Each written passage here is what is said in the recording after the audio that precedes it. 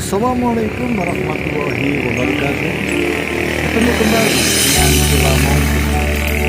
Pemirsa dimanapun Anda berada, kita lanjutkan jejak para sesepuh Lamongan bagian yang ketiga. Pada kesempatan ini Anda akan saya ajak ke sebuah kecamatan di belahan selatan, yaitu Kecamatan Sugiyo. Di belakang masjid Gondang Lor ada sebuah situs, yaitu makam Mbok Rondo Gondang. Siapakah Mbok Rondo Gondang itu? Mbok Rondo Gondang itu tidak lain adalah Dewi Sekar Dadu. Dewi Sekar Dadu adalah ibu dari Sunan Giri Ainul Yakin atau Sunan Giri Gajah. Dewi Sekar Dadu adalah putri dari Menak Sembuyu, yaitu Prabu Belambangan, yang ketika itu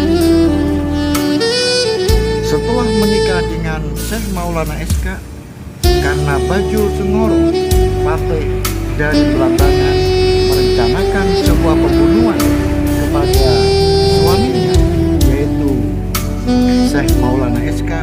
Maka Syekh Maulana SK diperintahkan oleh Dewi Sekar Dadu untuk meninggalkan Belambangan, dan akhirnya Maulana SK pergi ke Keraksaan dan menikah dengan Dewi Keraksaan. Di sana Maulana SK memiliki dua orang putra. Setelah Dewi Keraksaan wafat, maka Maulana SK mencari Dewi Sekar Dadu. Tetapi Dewi Sekar Dadu juga demikian. Beliau mencari putranya, yaitu Joko Samudro, sampai di Probolinggo, kemudian sampai di Sidoarjo, dan akhirnya sampai di Gresik, dan bertemu dengan Gede Pinate, yaitu ibu yang merawat dan mengasuh Joko Samudro, yang tidak lain adalah Ainul Yakin, yang kemudian disebut dengan Sunan. Karena Ping Antik atau Gede Pinate ini begitu sayang kepada Joko Samudro, dan ketika itu Joko Samudro dipondokkan ke Sunan Ampel, maka Dewi Sekar Dadu akhirnya mengembara dan menetaplah di sebuah desa, yaitu Desa Gondang Lor, sampai beliau wafat, dan Dewi Sekar Dadu dikenal masyarakat setempat sebagai Mbok Rondo Gondang. Pemirsa dimanapun Anda berada, makamnya kemudian dirawat oleh seseorang, yaitu yang bernama Mbah Simin dan keturunannya. Jadi Mbah Simin adalah keturunan dari sebuah desa namanya Desa Kentong. Tetapi sebelum Mbah Simin yang merawat makam Dewi Sekar Dadu, maka makam itu selalu dirawat oleh orang-orang Belambangan. Karena Mbah Simin yang berasal dari Kentong Sambeng, kalau sekarang adalah termasuk Desa Sekidang, tetapi Desa Kentong sekarang sudah menjadi waduk, yaitu Waduk Gondang. Dan ketika itu Simin berguru ke sebuah tempat, yaitu di Jarak Jai, Wonosalam, dan kemudian melanjutkan berguru di sebuah alas atau yang disebut dengan hutan, yaitu di Banyuwangi, yaitu hutan yang begitu angker. Dan akhirnya Mbah Simin kemudian diperintahkan oleh gurunya untuk memelihara, merawat makam dari Mbok Rondo Gondang yang ada di Kabupaten Lamongan. Pemirsa dimanapun Anda berada, Anda akan saya ajak pergi ke selatan lagi, yaitu ke Kecamatan Mantuk.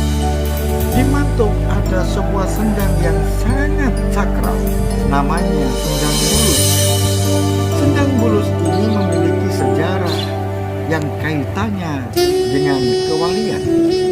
Sendang Bulus ini dulu merupakan sebuah batu yang daerah Mantuk saat itu tidak ada air sama sekali, tidak ada sumber.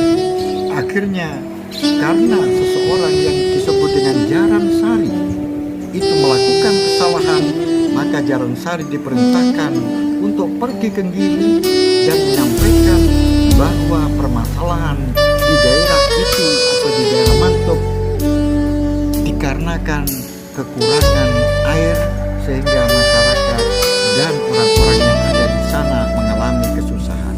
Akhirnya pemirsa dimanapun Anda berada, seorang adik dari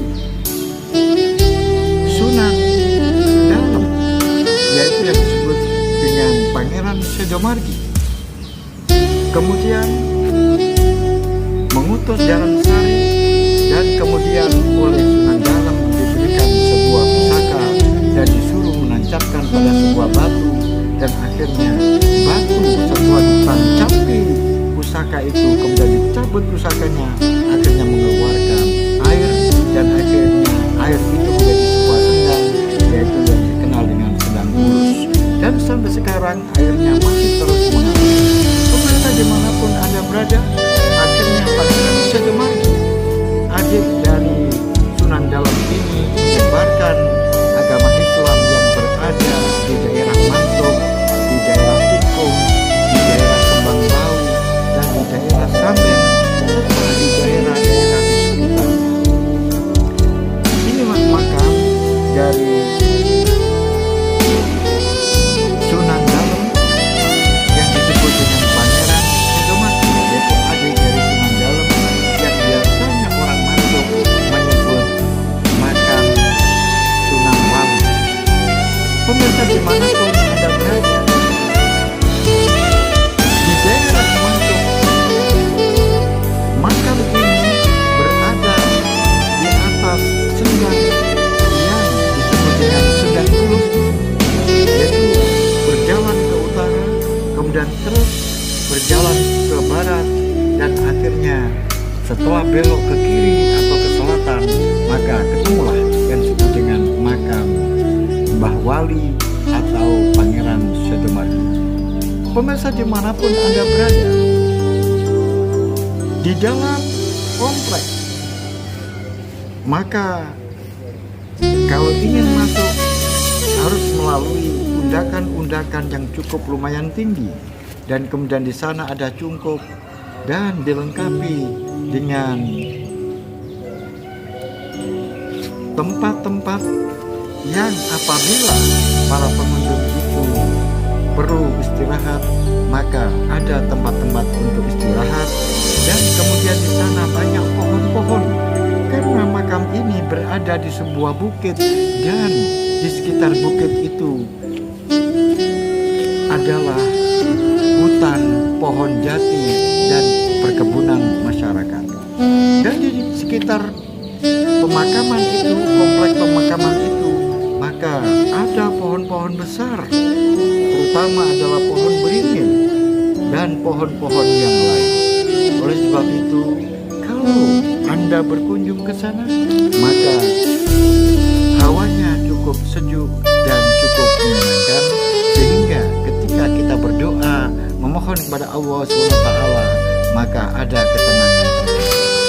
Pemirsa dimanapun Anda berada, Anda akan saya ajak untuk pergi ke utara, yaitu menemui sebuah makam yang disebut dengan makam Sunan Deket atau Mbah Deket, atau disebut dengan Sunan Lamongan.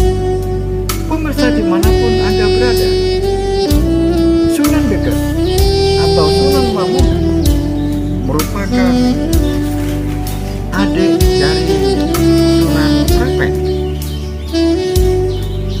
Perlu diketahui bahwa pada waktu itu Sunan Dalem mengalami musibah, yaitu pada tahun 1000 sendiri dikepung oleh